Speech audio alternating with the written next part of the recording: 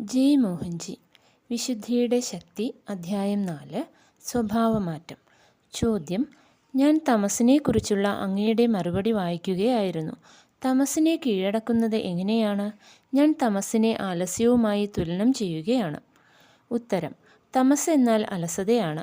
കാര്യങ്ങൾക്ക് വിളംബം വരുത്തുവാനുള്ള പ്രവണത, വിഷാദം, അകാരണമായി എന്തും പിന്നേക്ക് മാറ്റിവെക്കുന്ന ശീലം, ശാരീരികമായ കാരണമില്ലാതെ ക്ഷീണം തോന്നൽ, അസ്വസ്ഥത തോന്നുമ്പോഴുള്ള ദേഷ്യം, പഴകിയ ഭക്ഷണ സാധനങ്ങളിൽ താൽപ്പര്യം, ഒരാഴ്ച മുമ്പ് പാചകം ചെയ്തതായാലും 100 വട്ടം മൈക്രോവേവിൽ വെച്ച് ചൂടാക്കിയെടുത്തതായാലും വയർ നിറയ്ക്കാൻ വേണ്ടി അത് ഭക്ഷിക്കൽ, താമസമായ ഭക്ഷണ സാധനങ്ങൾ, അതായത് പ്രാണനില്ലാത്ത, പ്രഭാവലയമില്ലാത്ത ആഹാരത്തിൽ, ഉദാഹരണത്തിന് മദ്യവും മാംസവും, താൽപ്പര്യം, ഇവയെല്ലാം താമസ ഗുണങ്ങളാണ്. തമസ് പ്രശ്നമാകുമ്പോൾ അതിനെ രജസ് കൊണ്ട് നേരിടണം. രജസ് എന്നാൽ പ്രവർത്തനമാണ്. പ്രവർത്തനത്തിനു മാത്രം വേണ്ടിയുള്ള പ്രവർത്തനം പോലും ആകാം. ടെന്നീസോ ഫുട്ബോളോ കളിക്കുക, സൈക്കിൾ സവാരി ചെയ്യുക, ഓടുക മുതലായവ രാജസ വിനോദങ്ങളാണ്. എങ്ങനെയും അലസതയെ തുരത്തുക. തമസിനെ ജയിക്കുവാൻ ഇത് സഹായിക്കും. ആലസ്യത്തെ സ്ഥിരമായ നിഷ്ഠയോടെയുള്ള പ്രവൃത്തി കൊണ്ട് എതിരിടണം. നല്ല ഒരു ചവിട്ട് കിട്ടണം. അല്ലാത്ത പക്ഷം നാം നീരസം കാട്ടി ടെലിവിഷൻ ഓൺ ചെയ്ത് ഒരു ഗ്ലാസ് ശീതള പാനീയവും പൊരിച്ച ചോളവും എടുത്ത് ഒരിക്കലും അവസാനിക്കാത്ത വില കുറഞ്ഞ ഒരു പരമ്പര കാണാനിരിക്കും. മനസ്സിനെ നിശ്ചയദാർഢ്യം കൊണ്ട് ജയിക്കണം. ഇച്ഛാശക്തി ഉണ്ടാകണം. എന്നാൽ ഫലം അത്ഭുതകരമായിരിക്കും.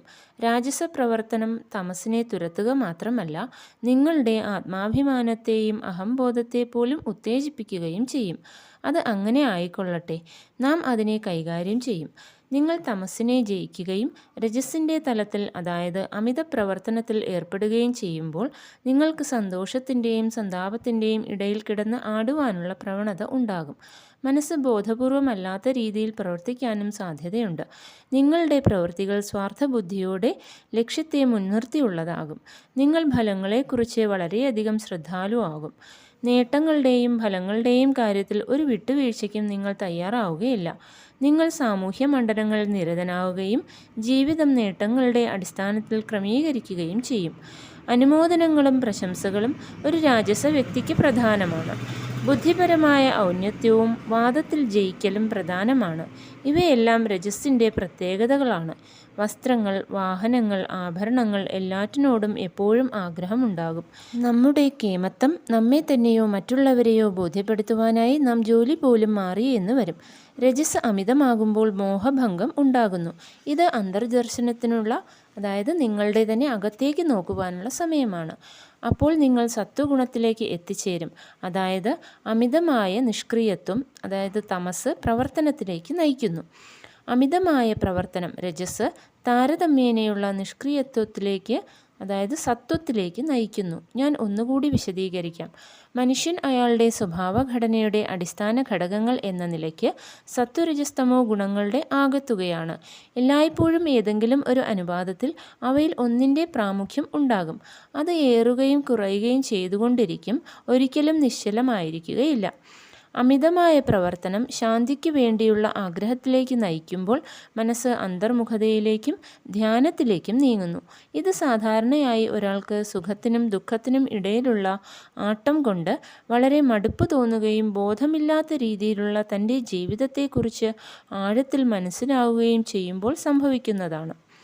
പുറമേയുള്ളതും ക്ഷണികം മാത്രവുമായ സന്തോഷത്തിൽ നിന്നും മനഃശാന്തി കിട്ടാതാകുമ്പോൾ ശാശ്വതമായ സുഖം തേടി അയാൾ അന്തർമുഖനാകാൻ തുടങ്ങുന്നു. ഇത് മനനത്തിലേക്ക് നയിക്കുന്നു. മനനം ധ്യാനത്തിനോളം തന്നെ പ്രാധാന്യമുള്ളതാണ്. ഒരുവൻ്റെ യഥാർത്ഥമായ സ്വരൂപത്തിന്മേൽ, സ്വത്വത്തിന്മേൽ ഉള്ള മനനം. ഇത് ശരിയായ രൂപത്തിന്മേലുള്ള ധ്യാനത്തിലേക്ക് നയിക്കുന്നു. അപ്പോൾ കർത്തൃത്വം അവസാനിക്കുന്നു, വർത്തിത്വം സംഭവിക്കുന്നു. ഇനി ഒന്നും തെളിയിക്കേണ്ടതായിട്ടില്ല. ഉള്ളിൽ സ്വയം പര്യാപ്തത മാത്രം ഉണ്ട്. ഇത് നിഷ്ക്രിയത്വമാണ്. ഈ നിഷ്ക്രിയത്വവും താമസമായ വിളംബം വരുത്തലും തമ്മിൽ വളരെ വ്യത്യാസമുണ്ട്. ഈ നിഷ്ക്രിയത്വം തൻ്റെ തന്നെ യഥാർത്ഥ ഔന്നത്യത്തെയും ആത്മാവിനെയും പൂർണ്ണമായി അറിഞ്ഞുകൊണ്ടുള്ളതാണ്. ഇവിടെ തമസില്ല. ഇങ്ങനെയാണ് ചക്രഗതി പ്രവർത്തിക്കുന്നത്. സത്വപ്രധാനിയായ ഒരാൾ തൻ്റെ പ്രവൃത്തികൾ സാത്വിക സമയത്ത്, പ്രഭാതത്തിൽ 3 മണിക്കും 6 മണിക്കും ഇടയിൽ ചെയ്തു തുടങ്ങും. രാജസ സമയം പിന്നെ രാവിലെ 6 മുതൽ വൈകുന്നേരം 4 വരെയാണ്. പിന്നീടുള്ളത് താമസിക സമയവും.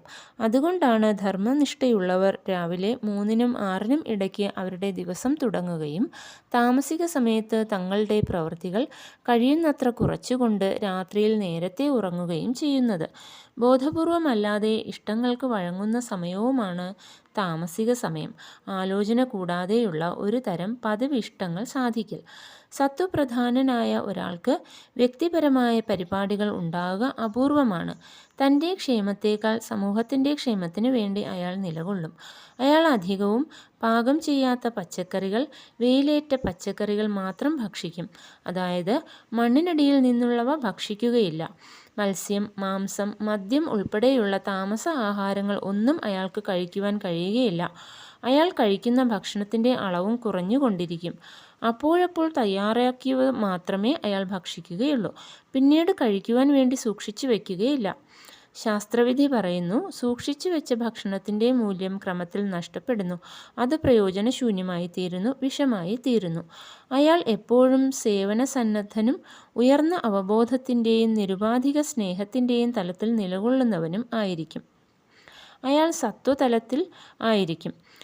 പ്രവർത്തനം കുറയും. രജസ് മുഖ്യമായും സ്വത്വഗുണമായി മാറുമ്പോൾ ആ വ്യക്തിയുടെ സ്വഭാവം പൂർണ്ണമായും മാറുന്നു.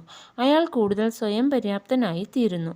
ചില സന്ദർഭങ്ങളിൽ തീവ്രമായ പ്രവർത്തനം മദ്യത്തിലോ മയക്കുമരുന്നിലോ ഉള്ള ആസക്തി ഉണ്ടാക്കുന്ന തരത്തിലുള്ള മാന്ദ്യത്തിലേക്ക് നയിച്ചേക്കാം. ഇത് നിഷേധാത്മകമായ വശമാണ്. ഇത് പിന്നെയും താഴേക്ക് തമസ്സിലേക്ക് വഴുതിപ്പോകാൻ ഇടയാക്കുന്നു. വീണ്ടും മുകളിലേക്ക് കയറി വരിക പ്രയാസമേറിയ കാര്യമാണ്. അതുകൊണ്ട് ഗുണങ്ങളുടെ മാറ്റം കൊണ്ട് ഒരു ശൂന്യത ഉണ്ടാകുമ്പോഴെല്ലാം കുറച്ചുകൂടി ഉയർന്ന എന്തുകൊണ്ടെങ്കിലും താഴ്ന്ന ഒന്നുകൊണ്ടും ആകരുത് അതിനെ നിറയ്ക്കണം. എന്നാൽ ആത്മീയ വികാസം ഉറപ്പാണ്. അല്ലാത്ത പക്ഷം വികാസം ഒഴിഞ്ഞു മാറിക്കളയും. കരുതിയിരിക്കുക. അങ്ങനെയുള്ള അവസരങ്ങളിൽ സാധാരണയായി ഉന്നതനായ ഒരു ഗുരുവിൻ്റെ സഹായം പ്രയോജനപ്പെടും. അദ്ദേഹത്തിന് ഒരാളെ അനിശ്ചിതമായ തലങ്ങളിലൂടെ നയിക്കുവാൻ കഴിയും. അപ്പോഴെല്ലാം മാർഗദർശകനെ 100% വിശ്വസിക്കണം. മാർഗദർശകനിൽ വിശ്വാസമില്ലെങ്കിൽ ലക്ഷ്യസ്ഥാനത്ത് എത്തുകയില്ല. പരീക്ഷണങ്ങൾ ഉണ്ടാകുമ്പോൾ വിശ്വാസം നഷ്ടപ്പെടുന്നത് കൊണ്ടാണ് അധിക പേരും പരാജയപ്പെടുന്നത്. വിശ്വാസം നഷ്ടപ്പെട്ടാൽ പിന്നെ മുമ്പോട്ട് യാത്രയില്ല. വിളംബം സംഭവിക്കുന്നു, തമസ്സ് ഉറയ്ക്കുന്നു. മനുഷ്യവ്യവസ്ഥയിൽ ഗുണങ്ങൾ എങ്ങനെ പ്രവർത്തിക്കുന്നു എന്ന് നിങ്ങൾക്ക് മനസ്സിലായി എന്ന് ഞാൻ കരുതുന്നു. തമസ് അജ്ഞതയാണ്. തമസ് ജീവിതങ്ങളെ പാഴാക്കുന്നു. ചില കാര്യങ്ങൾ ചെയ്യാതിരുന്നതിന് നാം വളരെയധികം കാരണങ്ങൾ പറയുന്നു. അവസരോചിതമായ പ്രവൃത്തി ഒരു സാത്വിക ഗുണമായി കണക്കാക്കാം. ജീവിതത്തിൽ അടുക്കും ചിട്ടയും ഉണ്ടാകുന്നതും ഒരു സാത്വിക ഗുണമാണ്. ഉത്കണ്ഠ രാജസമാണ്. എല്ലാ ഗുണങ്ങളിലും പ്രകൃതികളിലും വെച്ച് ഏറ്റവും സൂക്ഷിക്കേണ്ടത് തമസിനെ അഥവാ ആലസ്യത്തെയാണ്. അത് അപകടകാരിയാണ്.